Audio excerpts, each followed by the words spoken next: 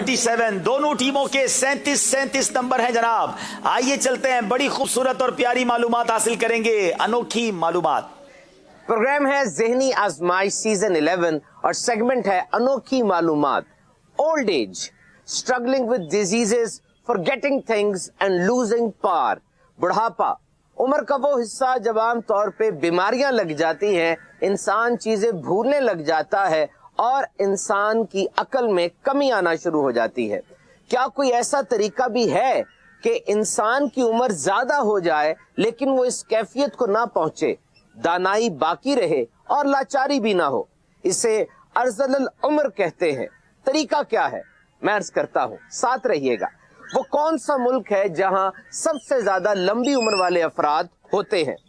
Japan, Ireland اور جرمنی.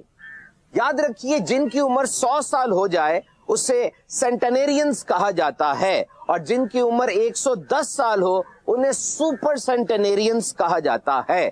سن 2016 میں دنیا میں 4,51,000 سینٹنیرینز تھے, یعنی 100 سال کی عمر والے افراد تھے, اور 2050 تک ایک اندازے کے مطابق ان کی تعداد 36 لاکھ سے زیادہ ہو جائے گی. دنیا میں بہت سے ممالک ایسے ہیں کہ جب کوئی 100 سال تک پہنچتا ہے تو اسے اسٹیٹ یعنی حکومت کی طرف سے اسپیشل سرٹیفکیٹ دیا جاتا ہے.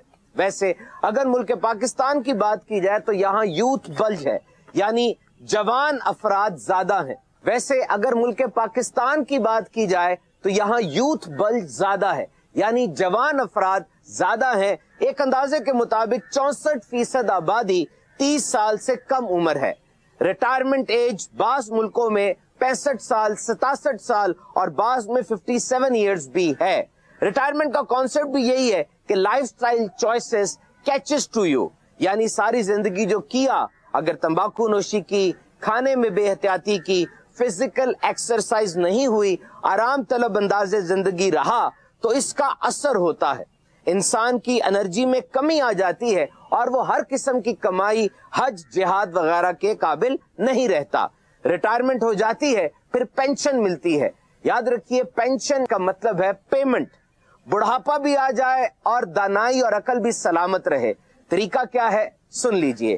حدیث شریف میں ہے اور بعض لوگوں نے اس کو حضرت اکرمہ کا قول بتایا ہے کہ جو شخص قرآن پڑھتا رہے گا وہ ارذل العمر تک نہ پہنچے گا, اور ایسے ہی جو قرآن میں غور و فکر کرے گا اور قرآن پر عمل کرتا رہے گا وہ بھی بڑھاپے میں ان آفتوں سے محفوظ رہے گا.